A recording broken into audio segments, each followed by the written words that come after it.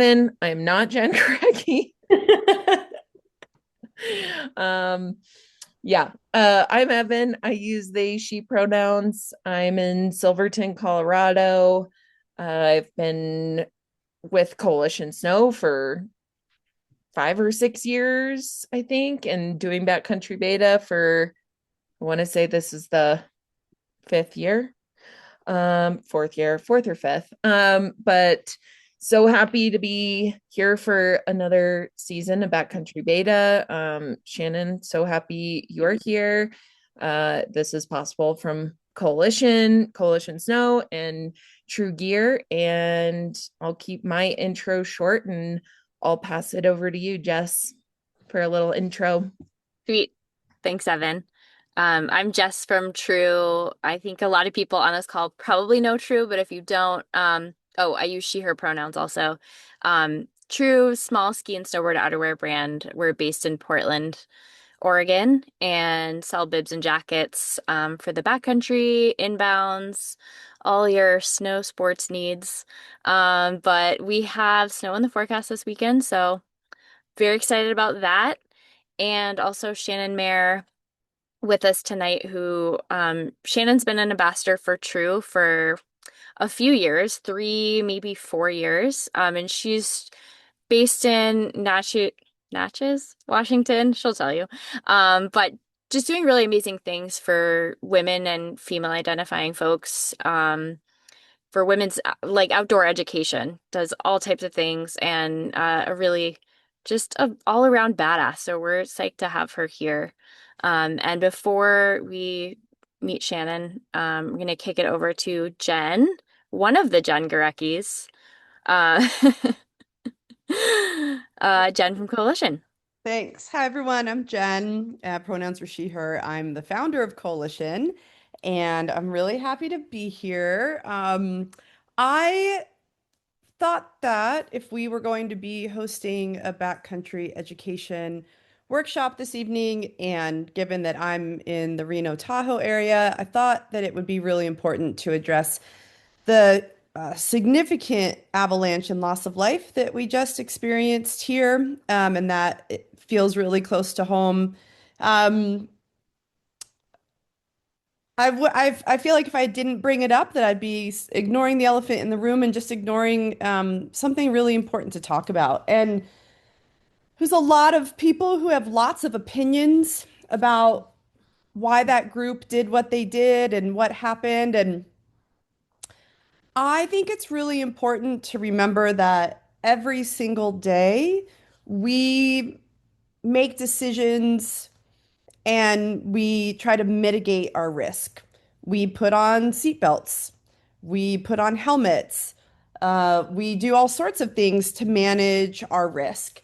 And the more the more comfortable you get and the more skilled you get, your risk tolerance increases. And that doesn't mean that you do anything wrong. And it doesn't mean that you will not find yourself in situations that are really difficult. But if for people who are here who are maybe just getting into the backcountry, um, a lot of us look at what happened here in Tahoe and think to ourselves, that could have been me. I'm not one of the people who's looking at what happened and saying, why did they do that? They shouldn't have done it. I've been out there. I have come back from that same area in a storm. I've done all these things. And it's just important to remember the concept of risk, how we manage risk, how we all have different comfort levels with risk, how as we gain more skill, our risk tolerance can increase because we know so much more. And sometimes really fucking bad things happen to good people.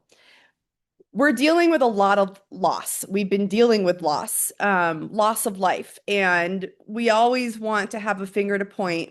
We want to have someone to blame. And while there's plenty of loss around us where we do have fingers to point, this may not be one of them.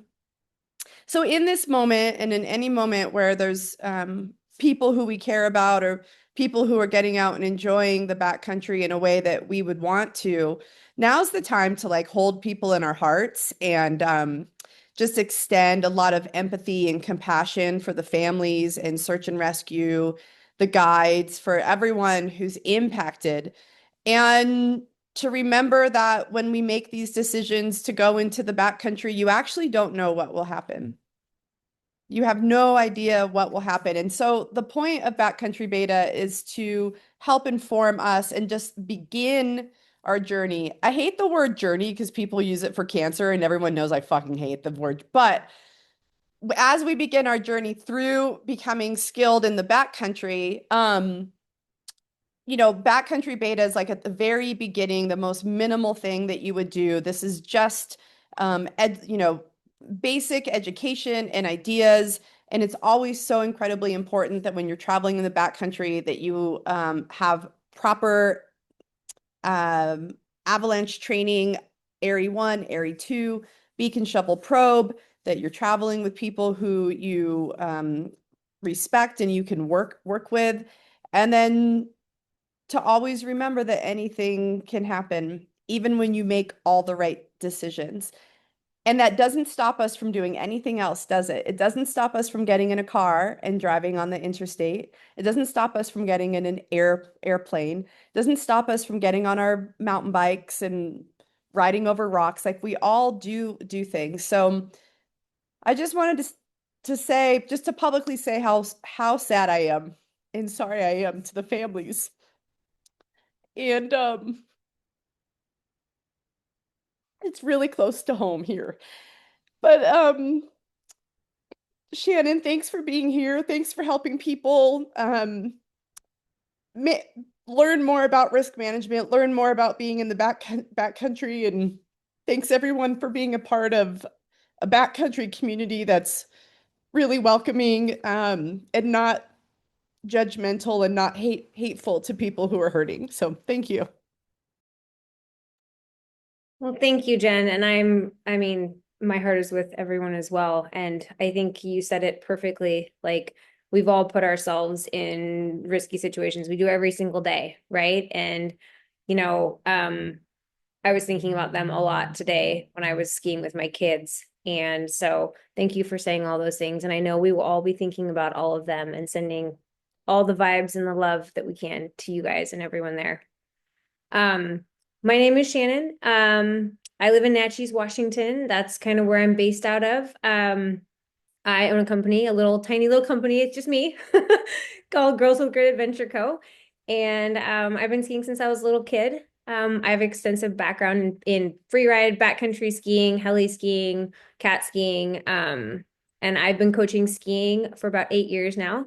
I coach women, adults.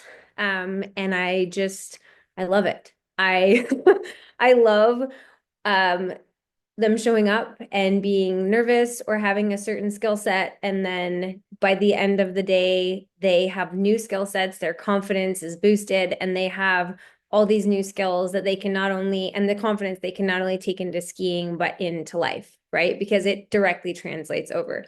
I also have a wilderness EMT training and I've worked in mountain safety. So risk management is a huge part of what I have done and I continue to do. All my friends call me a safety source. So you'll probably figure that out by kind of what I talk about today. Yeah, I basically just teach women's intermediate through expert clinics and lessons and cat ski trips in the winter. And then in the summer, I kind of do quite a few different things. I'm a fly fishing guide and women's coach, and I teach river paddle boarding and mountain biking, and I do cowgirl camps where you can be a full beginner and never ridden a horse all the way to learning how to barrel race and cut cows. And man, I just basically teach everything that I love. So yeah, I hope you guys come out and check some stuff out. And then, like I said, I'm a mom and I have two little boys that keep me very busy, and I chase them around on dirt bikes and skis, and it's awesome and terrifying and all the fun things that goes with being a parent. So I'm kind of going to break up my talk today into a few different categories. And after every category, I'm going to ask if there's questions, because I kind of want you guys to be able to be comfortable and also have it kind of on your mind instead of waiting till the end and being like, oh my gosh, this was the question from the beginning. So the first section I'm going to talk about are physical tools and training that we can do to prepare ourselves to be in the backcountry. And for me, this is a lot of what we do in our clinics. We do have snowboarders come to our clinics. I'm mainly a ski coach, but we actually have a lot of snowboarders come to our cat ski trips, which are really fun. Um, and so basically, starting on a groomer, if you can't do these skills on a groomer, it's going to be really hard to do these in the backcountry. And it's also going to be hard to do them in powder and crud in basically technical terrain. So what we want you to do in the beginning, get on the groomer, which is great because a lot of us, that's all we've had this whole year. We've had groomers. So, and practice short radius turns. Practice them being aggressive, being in that forward position, that aggressive position. You know, a lot of us, when we tend to get nervous or scared, we back away from what we're scared of. When we're skiing, that puts us in the back seat, less control, right? So we want to, when we're skiing, especially get our hands forward. And snowboarding, it's that aggressive position. It's that athletic stance, right? So we want to practice short radius turns on groomers, okay? Starting on a mellow groomer and slowing down. I think this is really hard for a lot of us because we're so used to just, man, it's a groomer. I can just rip. I can go super fast. I can make 4 turns. Now I want you to make 20 turns instead of 4. And I want you to go half speed. It's harder. It is harder to go slower. It's harder to make these little turns. But these short radius turns, if you can't make them aggressively and in control on a groomer, you're going to have a hard time doing it in moguls, in trees, in technical terrain, in situations where you're super nervous or there's avalanche danger and we're scared. So practicing it on the groomer, first on a mellow groomer, then moving to a steeper groomer. It's really important to do these things and create that muscle memory so that we don't have to think about it when the time comes. Once you've done it, mastered on the groomers, take it to the moguls. Okay. Moguls are trees that aren't trees that can't kill you, right? So like my opinion, if you're skiing moguls and you're practicing in the moguls, especially like even just little small ones if you have them. I know when we go to Schweitzer, it's great because there's this whole little perfectly angled mogul hill right next to the groomer. So you can go in and out between the moguls and the go on the groomer for your safe zone. And you're practicing those short little turns. Then go to the trees because the trees are dangerous, right? We all know that. And in the backcountry, a lot of times you're starting maybe above the tree line and it's wide open. You can make big turns, and then you're into these little narrow trees at the bottom, and you're like, oh my gosh, I can't do this, right? So we want to practice those little turns. So that's something, like I said, groomer, then to the moguls, then to the trees, and practicing staying in that aggressive athletic stance the whole time and always being in control. Having that mental mindset when we're out there skiing or snowboarding and not focusing and worrying about keeping up or going fast. Because most of us, like myself included, if I'm trying to go fast and keep up, I lose my form. Okay. And a lot of times I lose the fun that I'm having. And we don't want to lose our form. We don't want to lose our control because our control is the one thing we are in control of in the backcountry, right? We're not a lot of times in control of if there's an avalanche, right? But you need to be in control of yourself. And if you are not in control of your skis or your board, that can be a huge hazard to not only self, but the rest of the group you're with. So creating that muscle memory, working on another really great tool and drill you can do in bounds on a groomer is side slipping. For someone it's like, oh, I can side slip. Well, can you do it backwards? Can you do it forwards? Can you do it straight down the fall line? Can you do it the way you don't like to turn? For snowboarders, can you do it toe edge and heel? Like confidently and in control. Can you do it fast? Can you do it slow? Like, I don't know about you, but side slipping is a tool. I mean, it's a tool I've used in some sketchy situations. Like when I've been heli skiing, you need to do that to get to where we're going, right? And if I wasn't confident at that, it would be a hindrance to basically my safety. So practicing and not thinking I am above practicing side slipping. No, none of us are above it.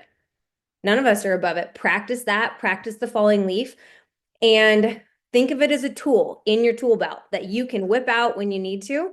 The other one that I practice a lot with my clients and also with my kids and myself is practicing different levels of how hard you're edging.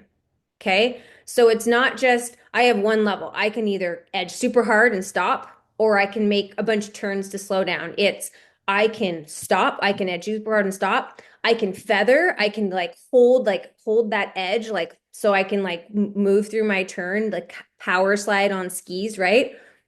I can do that. And then I can edge super hard and pop around the turn if I need to, which is a tool that we all use in moguls in the backcountry, right? But practicing it just on a groomer, just edging and then releasing your edges or your edge for a snowboard and then edging hard and then practicing all those levels. I mean, I probably have 20 different levels of how hard I can edge. And I, again, pull those out within a run multiple times of like different types of how hard I'm edging. So doing that on a groomer is super helpful. And for skiers especially, I'll get expert level gals come up and they getting their legs to work together, getting your edges to edge at the same time and release at the same time is very important for us to be practicing edge control. And a lot of us are really good doing it one way. And then we turn the other way and we're like baby giraffes. And that's not good, right? Because we want to be strong and confident turning both ways, right? Because otherwise what happens is we control our speed turning one way, and then when we turn the other way, we just are like boop, and then we're around the corner, and then by the time you turn the way you like, you're turning the way you like turn again, you have gained so much speed that sometimes it's hard to control it, right? So practicing the way you don't like to turn and making your legs, for skiers especially, making your legs work together in side slipping is the first step to making that happen. On that same note, finding out the way you like to turn is important because it's also going to be your emergency brake. If you need to stop right away in the backcountry or in bounds, right? It's also great because when you're on the top of a technical run, inbounds or out of bounds, but especially out of bounds when it's very dangerous, it can be very dangerous. Set yourself up so that your first turn is the way you like to turn, the way you're confident. Just take time to do that. Don't be like, "Oh my God, I have to go. Everyone's waiting for me. I have to go. I have to go." No. No one is rushing you. Don't let anyone rush you. Take the time. Okay, I like to turn right. Okay, I need to do a kick turn so that I can enter in this run the way I like to turn so that my first turn, I am confident that I can control my speed. I'm setting myself up for success instead of, no, I'm just gonna like get this over with. Well, that doesn't usually end well. So we want to make sure our mind is on board with our body. Otherwise, we're taking a non-calculated risk, and we want all our risks to be calculated in the backcountry. So practicing that inbounds is very good because then you again get that muscle memory, get your body and your mind used to doing that so that, hey, I like to turn right. My first turn is going to be right. And then I'm going to choose, I'm going to basically set my lineup. I'm going to say, okay, I'm going to turn there and there and there. Okay, I have 3 turns picked. I'm going to do them. I'm confident I can do them. If I need to stop after that, I am going to stop, but I'm going to pick 3 more. Doing that on a mogul run or a backcountry type run in bounds is one of the best ways for you to practice like that technical terrain in a non-dangerous environment. Um, so those are all, that was a lot. One thing I also want to say is that when we are skiing and we also get scared, not only can we sometimes go in the back seat, but we tend to straighten our downhill leg, which is, we call it a bracing leg. So we're bracing what we're against what we're scared of with that leg. And we're a lot of times we're leaning into the hill, which takes away a lot of our edge control. And so practicing making sure that that downhill leg and your uphill leg both have pressure on that, on your shin, like your shin on your boot, so that you don't get that straight leg. Practicing that inbounds on every single run, like do it on every run. If you have people take video you, hey, I think I'm doing it right. I don't think I'm straightening my leg. Okay, well, have your partner, your husband, your girlfriend, boyfriend, whatever, say, hey, I want you to get videos of me on these runs and look at your legs. See if you're straightening one of them occasionally. Usually we only straighten our leg the way we don't like to turn, but sometimes it can be multiple ways, right? And work on having your legs work together so that they are edging and releasing at the same time. Because if we're not, that's usually when we get the straight leg.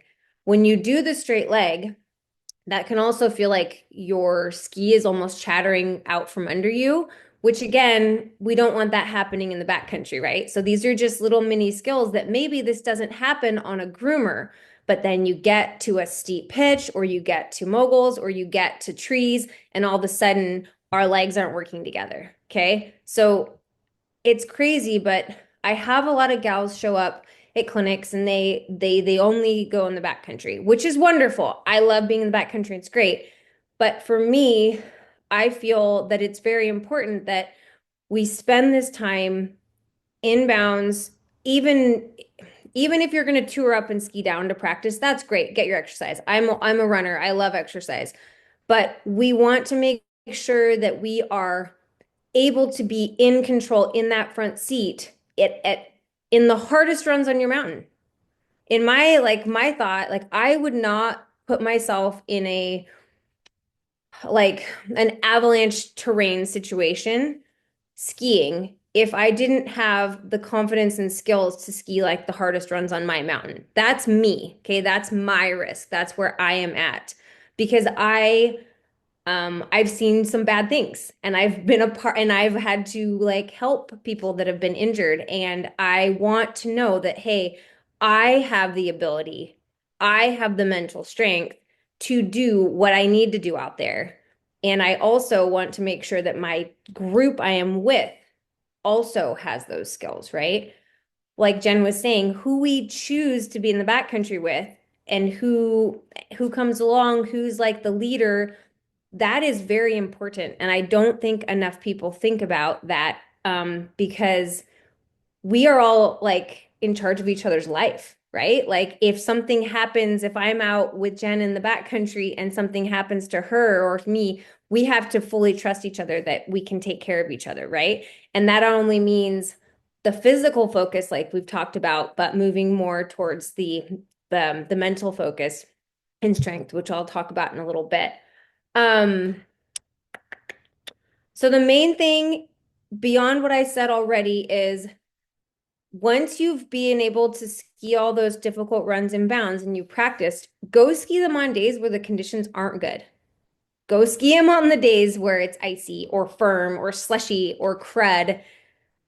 Because when you're in the backcountry, sometimes you'll go from beautiful powder at the top to just the craziest, cruddiest conditions the whole way down. I mean, it's crazy, right? Then if you're in the doing volcanoes, sometimes you're skiing sun-cupped snow, right? So you're not necessarily always going to ski that beautiful champagne powder that we want. Sometimes you're going to be skiing the crud and the crap and all the stuff you don't want to ski on your way back to the car. So practicing, like, I don't know, like I'll go do the mogul runs at our home mountain, like when it's icy, like because I'm like I want to be able to ski it. I want to be confident that I can do it, and I am because I've done it and I've put myself in the situation. I continue to, right? The more we put ourselves in those situations, like where we're uncomfortable, I'm uncomfortable in hard conditions. Well, you're not going to get comfortable unless you practice it. And if I'm not comfortable inbounds doing it, I'm definitely not going to be comfortable out of bounds. So get out there on those days. None of us, I don't think, have had the best season for snow. I think a lot of us are getting snow now, and that's great. But these are honestly like some of the clinics I've taught this year where we've had horrid conditions have literally been the most impactful to the gals that have come because they're like, I didn't think I could do that on a powder day. And I literally just did it in the crappiest conditions. And now I can't wait for a powder day. So um, don't let your oh, it's not conditions out there. I'm not going to go. Go do it. Have fun. Like you're skiing. You're not in the office. You're not, I'm not wiping my kid's butt. Like I'm skiing, like go have fun. So I think that like that attitude, like having a good attitude and getting out there and just doing it, be like, man, that was fun. I skied moguls. I love moguls. And I do. I love them. And I think that mindset is huge. So take that however you want. But for me, I would be love to be skiing more than not in my office any day of the week. So the last little like physical skill I want you guys to like think about practicing. is for it's not it's a ski thing more than snowboard, but snowboard is important to be able to like switch your edges. Practicing kick turns for skiers is really a great skill to have and one that we use a lot in the backcountry.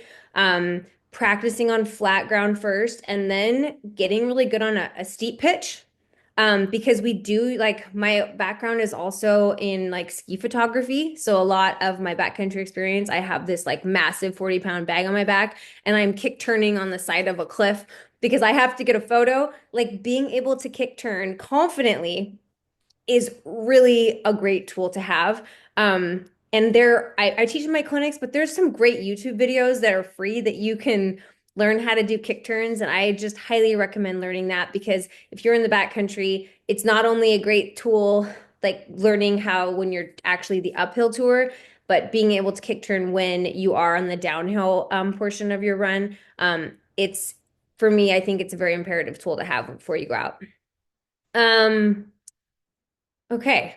I guess like I earlier I said, in my opinion, it's important that we all have a super strong foundation to be in control and have all those skills from being in bounds before we go out of bounds. And don't just make sure you guys like don't think it's going backwards, slowing down and practicing those skills. Okay, it's not. It is you putting time and effort into your foundation so you have a strong foundation so that when you need it, it's going to be there. And yeah, I tell them my kids all the time, like, dude, you can't just haul buns down to the chair to go eat to the lodge to eat French fries every time. Like, we got to do drills sometimes, and they know, like, that is what's going to be for them, keep them safe on the mountain. But for us in the backcountry, it could not only save your life, but it could save others in your group just by having those important skills. Okay, I'm done talking about physical. Does anyone have questions before I move on to the mental tools? I have a question. Yes. Okay, so Gen number one.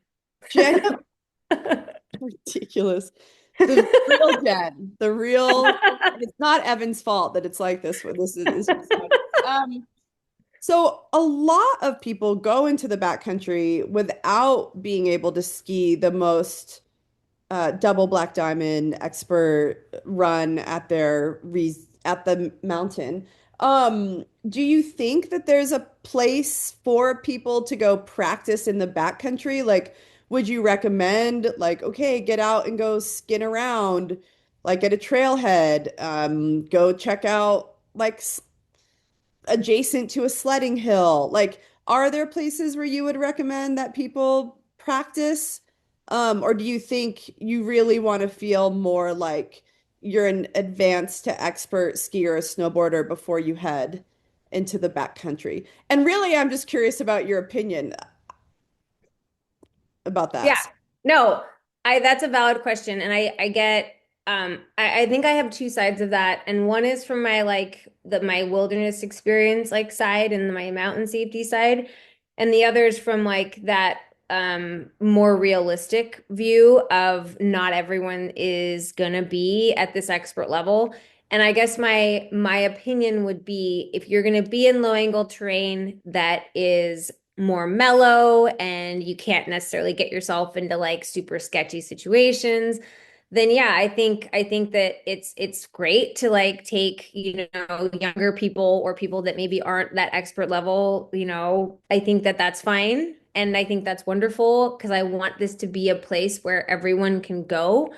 But then the risk mitigation side of me and the coach side and the guide side is also nervous to say everyone's welcome everywhere because I've seen and I've been like I've had to get people out of like situations where if they had been a more like skilled, confident skier, and a more knowledgeable backcountry skier, having that avalanche knowledge and having the knowledge and the mental strength to deal with the dangers that can happen out there, I think that it could benefit the safety of the people out there in some places.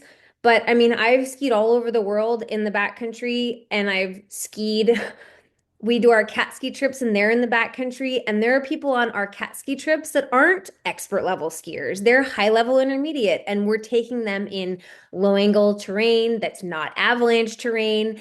And they're getting to ski fresh powder and they get to ski in the trees. And it's amazing. And I get to be a part of this wonderful thing. So for me, I think it's terrain based and avalanche like danger based.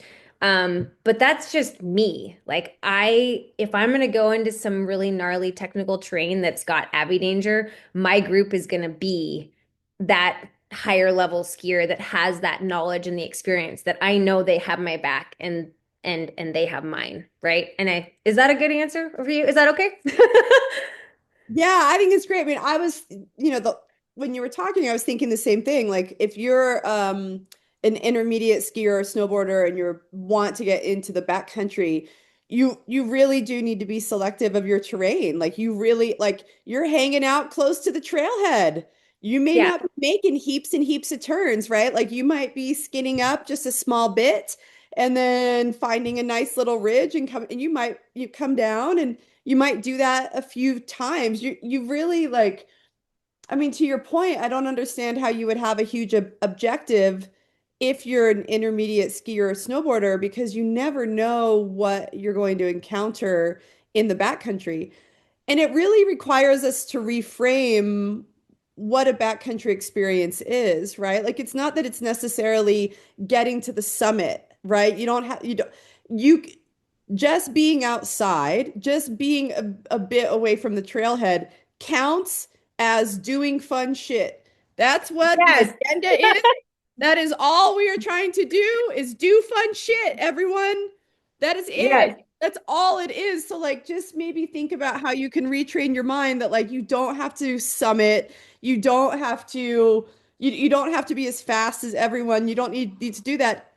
You can absolutely be more. I mean, I agree with you. You need to be able to make turns and do things because backcountry terrain is trees and variable conditions and things like that. But if you're on the like intermediate side, keep it close to the trailhead and go have fun and just get used to what it's like being in that variable terrain. Because it's also not like a powder day at the resort. It's not like like in Colorado, people get excited about 8 inches. We're in Tahoe here. We talk about 3, 4 feet, right? Three, four Yeah. feet, 8 inches, whatever it is fundamentally different on a groomer than it is in the backcountry, right? So it's good to have the school. But yeah, good answer. Good job. You doing it. Thank you. Yeah, and I think it's really cool because, when I first got started going on like heli trips for work, it was all like really high level trips. And now what's so cool is they have trips for like every level. Like, hey, you've never skied powder? Let's go ski some low angle open powder and go have fun and see what that feels like. And hey, let's go do it like 5 more times, right? I think I think that's super special and I love that because I mean, for me, I love skiing powder, but I love touring. I love just being out there and not having chairlifts and being out on the trail. It's like my winter trail running. So yeah, like you're saying, like, yes, there are places for everybody. And I think that, man, if you have, I think it's finding those places like for your level too, like at White Pass, which is my little home, tiny little home mountain we have some terrain that we can boot pack up with our little kids and we can just ski this like mellow low angle powder. And honestly, it's like an hour of just huffing for my husband and I, but like the kids are like, it's like the best day of their whole life, right? And they get like 8 turns of powder and Mount Rainier's in the background. And it's amazing, right? Anyone could do that. Anyone, absolutely anyone. Any other questions before I move on to like the mental type stuff? Yes, it Hi, looks. could I pop on and add a follow-up slash like a nuance? Um, I call myself adventurous intermediate. And typically because of my circumstances, I have to ski in just dude soup. And they are just naturally like physically stronger than me. And so there's always that comparison going on for me internally and like seeing their strength. And I worry that no matter how much I ski, I will always be calling myself adventurous intermediate. And I will never, I feel like maybe women have the tendency to doubt themselves more and question more their abilities. And so I guess I just worry about constantly staying in that mind space and constantly questioning my ability to actually be able to go out in the backcountry and to um, gain more experience and do more advanced things. And yeah, I guess just that nuance between like being genuinely cautious, but also trusting our skills and our abilities in moments of doubt or constant dude soup. No, and that's a wonderful question. Thank you, Hannah, for that. So I think comparing ourselves to others is really hard. And for me, I don't do it. And if I'm going to compare myself to anyone, it's going to be myself yesterday, and it's me trying to be better. And that's not just better physically. It's like I want to be a better human, I want to be a better friend. But I think to just tell a quick story to kind of get my point across, when I first started dating my husband, I mean, I'd been skiing, I was a high level skier. I was sponsored by Solomon, and he was a pro skier. And I don't know why. I just had this thought that he needed me. He wanted me to be right with him at his speed. And I mean, for goodness sakes, the man takes 3 turns down a run and I take 20, right? I like turns. I love moguls. I love turns. I'm like, how many turns can I make? Um, and I for the first like few times we skied together, all I did was ski fast because I was like, he wants me to keep up. He wants me here. And I, at the end of the day, he'd be like, "Oh, did you have fun?" And I was like, not really. I mean, I had fun being with you, but like my joy for skiing kind of went away because I was kind of giving him my joy, not even really knowingly giving him my joy. And he's like, well, why didn't you have fun? And I was like, well, I was just trying to keep up. And he's like, why? I don't care how fast or slow you are. Like, you are here to have fun. You are here to ski. And if you're not having fun, then why are you here? And I was like, man, you're real smart. So now I take 20 turns and he takes 3 and he waits for me a little bit and I don't really care and he doesn't care and we both have a great time. So take that and think about taking time and making time for yourself and your skills, maybe separate from them, right? Like take some time to work on some drills by yourself every time you go up.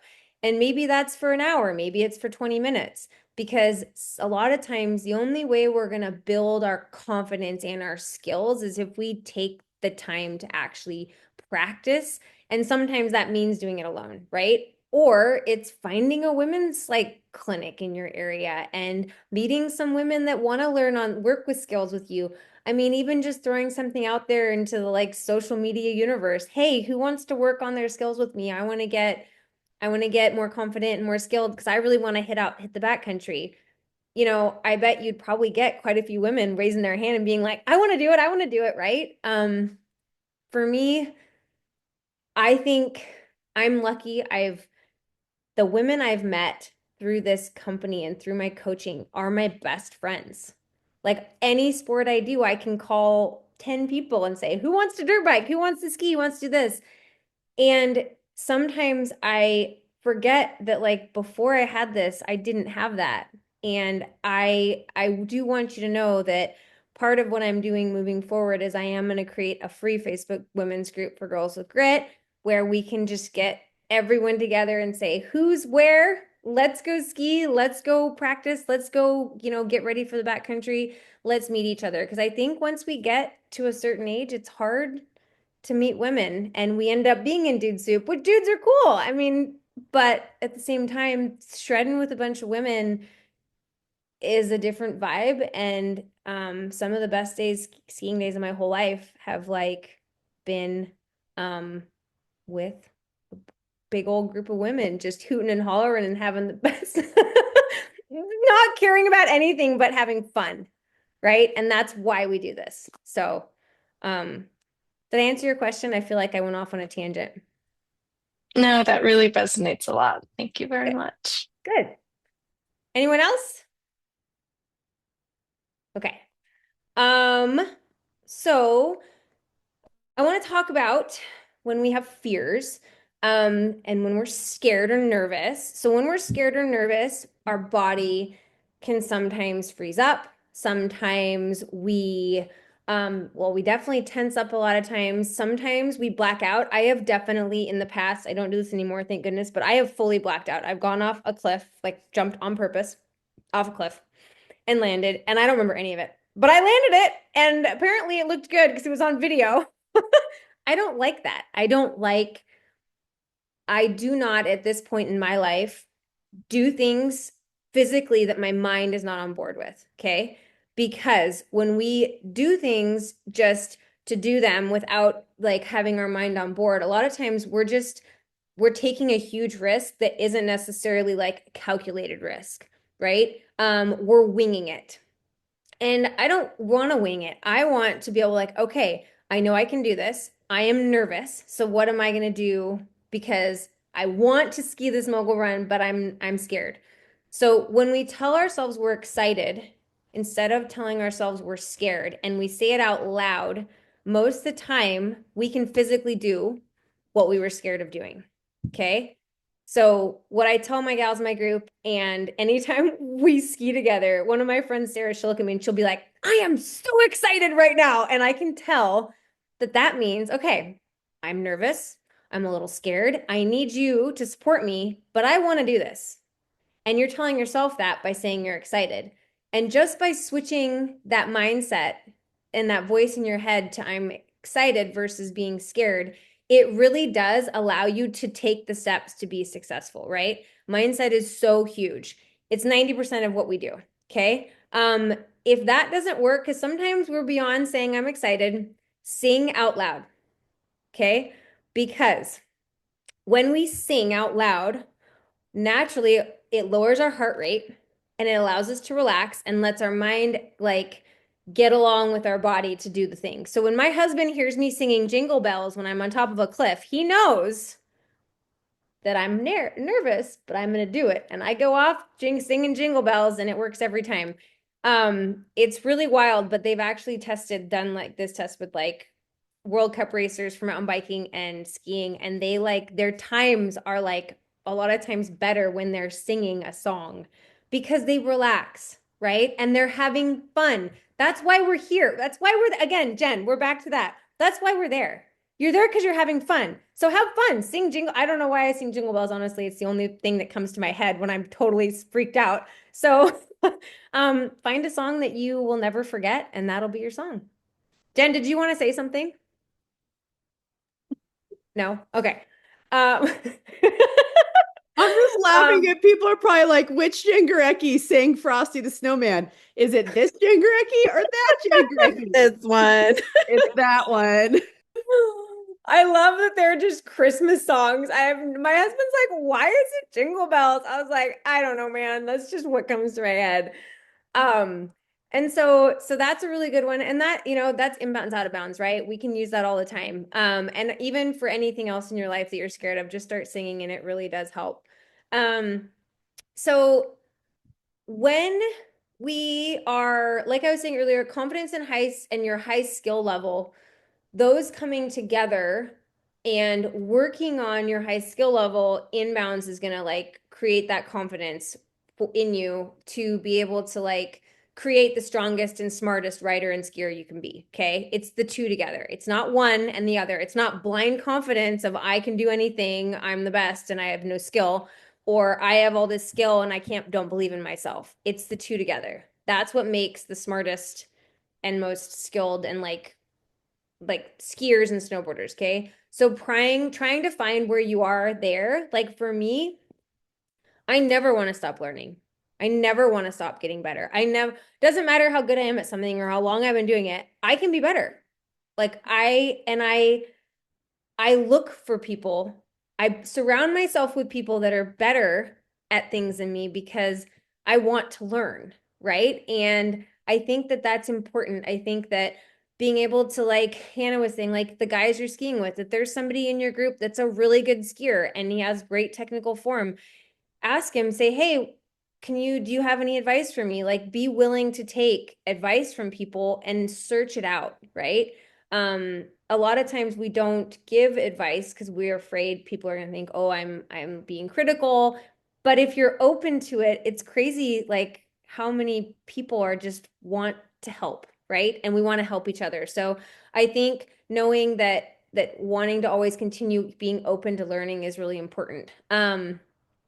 So when we're out and skiing backcountry terrain, I think something mentally that's important to think about is asking yourself, and even if you're inbounds on those technical runs, ask yourself what would happen if an avalanche happened right now? Where would the avalanche go? Right? If you've taken an AIRE course, you most of the time are going to know the answer to that question. Like most likely, oh, it's going to funnel down into the canyon, right? What would you do? Where is the safe zone? Would you stay where you are? Are you on a ridge? Are you on a high point?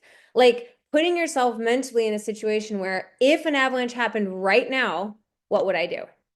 And just go through that in your head, inbounds and even out of bounds when you are like, okay, I'm going to go ski that. If an avalanche happens while I'm here on that line, what am I going to do?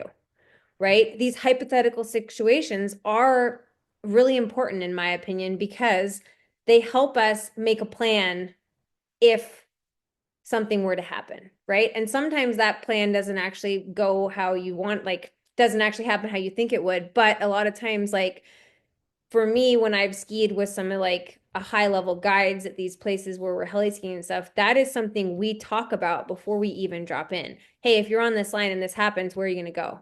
Like they ask us because it's our job to know as the skier, as a snowboarder, right? And we do this on our cat ski trips. And so I think practicing this even inbounds, because we do occasionally get inbounds avalanches, right? Like this isn't something that doesn't happen. So I think that's a really important thing. So keep that in mind. And then, like I said, take that mental questioning back into the backcountry when you go back out there. Um, so we already talked about this a little bit, but making sure your group, um, everyone's mentally and physically strong enough not only to take care of themselves, but also of each other.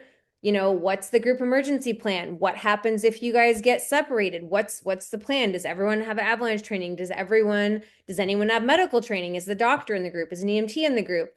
How many people have had, any type of medical training are, and then even asking my friends, like a few of my friends in the past have wanted me to take them out into some more technical backcountry terrain.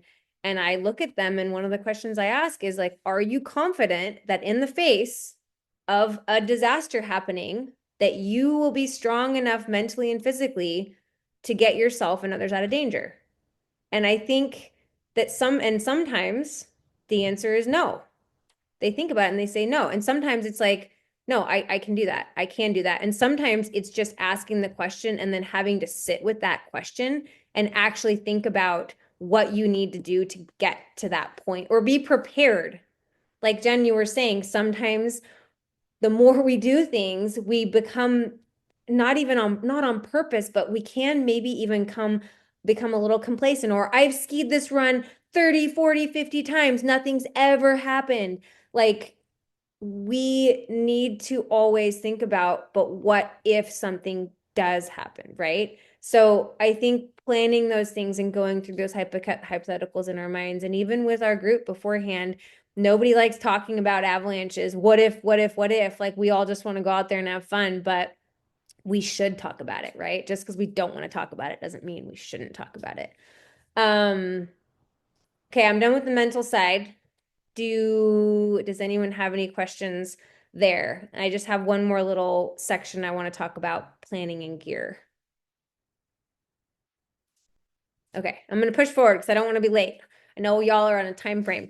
Okay, so for skiing, one big thing, pull straps. Don't use them in the backcountry, okay? I don't even ski with them inbounds. They're a hazard because like, what's the first thing you're supposed to do if you get caught in an avalanche? You ditch your poles. How do you ditch your poles if they're attached to you? What happens if you get in tree well? Same thing. You're supposed to ditch your poles. You can't ditch your poles if they're attached to you, right? And then even this year, I know you guys, pretty much everyone, except like some people are getting snow now, but I mean, open runs have trees in them. So what happens if you got a pull strap on and your pole is stuck on a tree and you keep going and your arm stays up the hill, right? Like there goes your shoulder. I've had to put shoulders back in the backcountry and it's not very fun. So I know a lot of guides that like, well, every guide I've been with doesn't let you wear pull straps. I just don't even use them at all. So that's a big one for me. I do use them occasionally on the uphill as leverage, but that is a kind of a different topic. Practice skiing with your backcountry gear, bag and gear in bounds, hard terrain, because it feels much different carrying a heavy bag on your back than it does not, right? If all you're doing is skiing and snowboarding without a bag on, and then all of a sudden you put one on in the backcountry, it feels kind of wonky, right? So get used to like skiing and boarding with a bag occasionally. Just throw a bunch of snacks in there. You don't even have to, I mean, you know what I mean? Like get comfortable having it with you and on you so that you feel that weight and that balance shift because it can definitely throw your balance off. And then, like Jen said earlier, you got to be so solid with being able to use your shovel and your probe and your beacon. Like completely, you know, muscle memory. I don't even have to think about what the process is. I just do it. Avalanche courses are amazing. Like I said earlier, there are so many great YouTube channels out there that offer also wonderful advice to practice, like fun games you can practice. Don't just practice them during ski season. Practice them during the off season, practice them, practice them, practice them. I recommend when you're checking weather, before you go out, check multiple sites. Don't just check your Apple iPhone weather, okay? Check 3 or 4 because I have been on top of a mountain on a bluebird day that all of a sudden is a whiteout and all of a sudden we can't find our way down. And thankfully we knew our way down, but if we hadn't, it would have been bad. So check multiple weather sites, check for longer than you think you're going to be out there because sometimes things happen and that are out of your control. And also, if you have the ability to check multiple avalanche sites or even just go in more in depth than, oh, it's moderate today or oh, it's low today. Go beyond just what the level of the avalanche condition and like actually read the avalanche forecast. I think a big one that I found is a big topic in our clinics is proper fitting ski and snowboard boots. Because they are what attach you to your ski or snowboard. And if they are too big, you are going to have a harder time controlling your skis or your board, right? So making sure, I would say 95% of the women that show up at my clinics have boots that are too big. Okay, like 2 sizes too big. They're flopping around in there. So making sure that you have the good fitting boots and that they're tight enough for the downhill so that you have the control you need, right? Uphill, obviously, if you want a light setup for the up, that's fine. But you want to make sure that whatever setup you have, you are confident skiing technical terrain on the downhill. And if that means having maybe a heavier setup to give you the control and the confidence and the aggression you want for the downhill, maybe it's giving up a little bit of that lightness for the up so that you have it for the downhill. Personally, I go for a heavier setup because I go up so I can go down. Right? And so for me, I would rather have the boot that is a little bit that's stiffer and I would have that ski that's a little bit more aggressive and I would I have tech bindings. I also have Duke like PTs. But I want to be able to have a ski that I am fully confident I can ski every condition on. So keep that in mind. Sometimes it's not the lightest setup, it's what setup is right for what you want to do and the type of terrain that you are skiing. Okay. And that changes from whether you're skiing low angle POW to technical terrain to traverses to volcanoes. Okay. So find somebody you trust who has the knowledge of all that and make sure your setup is for what you want and for where you're at with your skill level. At the end of the day, you just got to prepare for the worst and know that but also like be excited, right? And like know that you can never be too prepared, too skilled, or too practiced ever. Um, and your gut is a powerful tool. Okay. It's probably your most powerful tool. Listen to it. Okay. If your gut says don't ski that today, make the smart, calculated decision over the fun decision. Sometimes those two align, and the fun decision is the smart decision. And sometimes the smart decision is just the way to go, and you leave that line for another day. And that's it. That's all I got for you guys. I finished on time. You're amazing. Thank you. That was great. I think I hope everyone took something from that. And I feel like one thing I was just thinking about a lot, that like every time I'm having conversations about backcountry, that it always comes back to like it being really important to know like what your goal is, like what you actually want to ride, because like I think I'm at the point I just like I want low angle POW, and I have some friends who like their ski level is like beginner to intermediate, but like we're skiing things that are within their abilities, and so that's like ski what you know how to ski. And then like if you have a really big objective, making sure that your skill level fits that objective, whether that's like low angle POW or volcanoes or something like that. So I think like that, knowing what you want to do, and like, oh, my goal is doing fun shit. Great. How do we get there? So yeah, thank you so much. Just as a reminder to everyone, this is recorded so it can be shared and watched, and it will be on the Coalition Snow YouTube channel, where you can also find all the other free backcountry beta series from the last few years. So because there's always so much information, and we have two Jennifer note takers here actually. So we got double the notes. So we'll be sharing the notes and the recording as well, because you had so much good information that I know people want to like go back. It's hard to remember every single thing while you're saying it live. So thank you so much, Shannon. I really, really appreciate you being here, sharing your knowledge.